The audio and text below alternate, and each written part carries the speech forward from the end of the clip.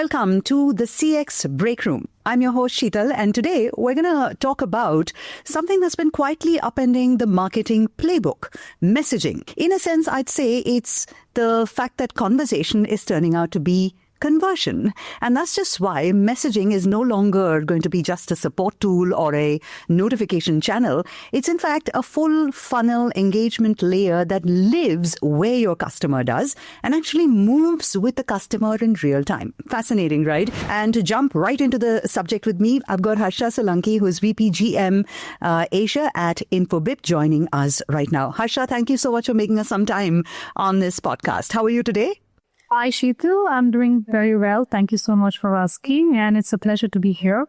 Looking forward to some great conversations. Well, fabulous to have you here, Harsha. And I think let's start at that, slightly, sensationalist kind of question, because let's start with a here and now and what's last season about how brands and businesses are approaching conversion. Help us understand what needs to be fixed. Today's consumer is hopping between different touch points, different channel of communication, and even devices, thereby challenging and pushing the brands and businesses to rethink and remodel their digital communication strategy that is more personalized, more present, and most importantly, stays relevant at all times.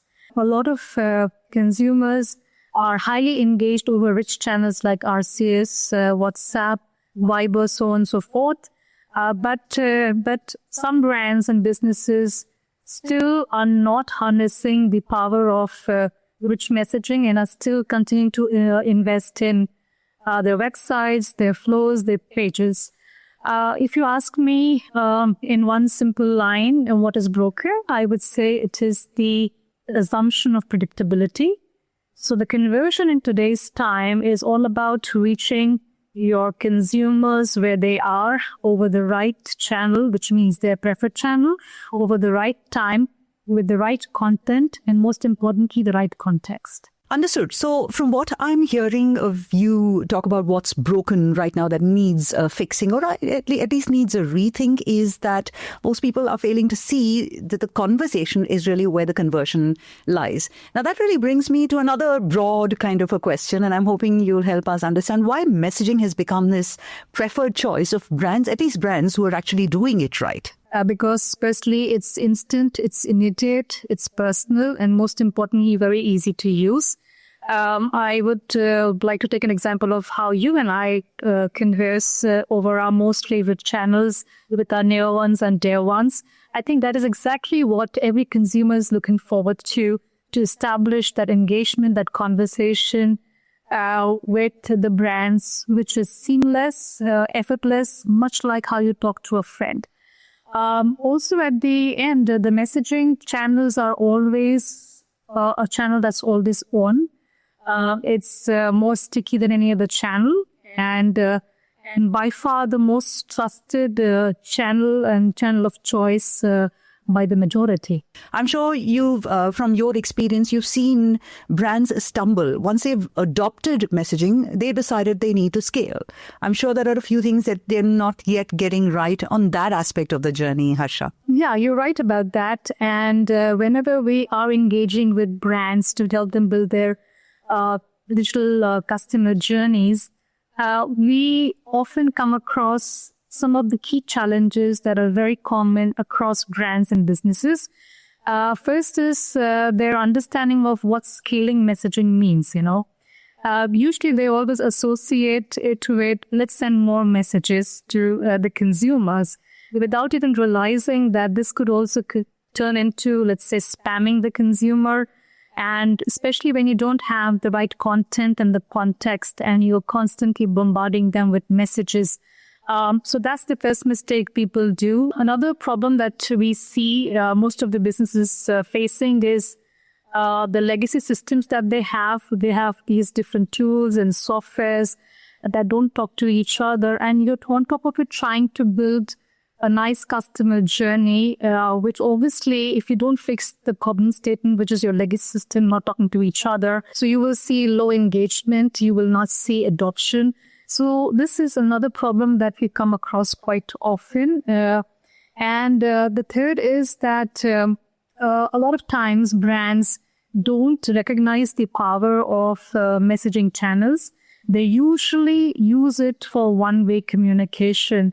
So it is important for brands to really harness the power of two-way communication, the conversations that you can build over these rich channels, and build more and more connected experiences between brands and people. That last part was kind of fascinating because this entire podcast or this episode is really about conversation as conversion infrastructure. And you're saying that that's one area where people actually stumble when it comes to scale, just one of the areas. But I'm sure along with the areas where you've seen people stumble, you've also seen people think differently, reimagine the two spaces that are messaging at one level and, of course, conversion strategies when it comes to the granular details of how you get it right.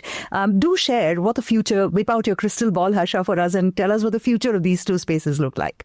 Well, in few ways, the future of messaging and conversion is how brands build true omni-channel experiences, which means how brands are focusing in building hyper-connected, hyper-personalized, and meaningful conversation that in turn is driving conversion. So in my view, there are three things that brands should really consider and focus while they're building their digital communication strategy. First and foremost is to have the ecosystem, which includes your infrastructure, your compliances, your tools and software, ready to support the communication strategy that you are wanting to build. Second, and a very important one, is know your customer. Brands have to constantly ensure that they know their customer at all times. Your customers' choices, their preferences, what they like, what they don't like, how they react, their emotions.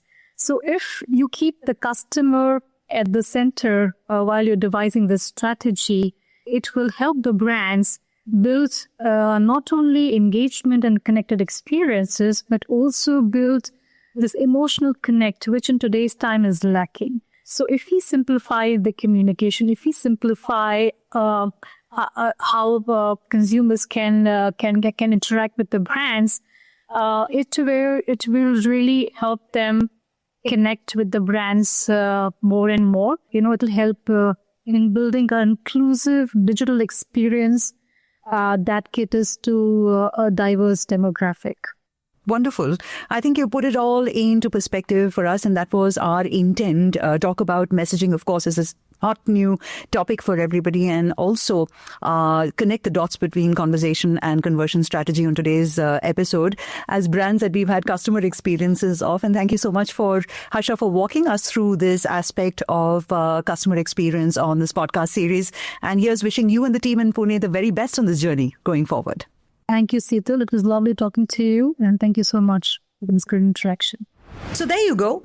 Messaging is really not a support tool or perhaps a notification channel. If that's what you've been thinking, well, I hope this episode has set that right for you. And we've clearly, understood and established how messaging is really not where your customers are. It's where your conversations are. And the brands who are looking at messaging as a growth function and not just a sidecar are not just reducing, friction. They're also compounding loyalty, they're accelerating revenue, and they're building a very robust CX strategy that fits how we really live. Thank you for watching the CX Breakroom. We'll be back with more.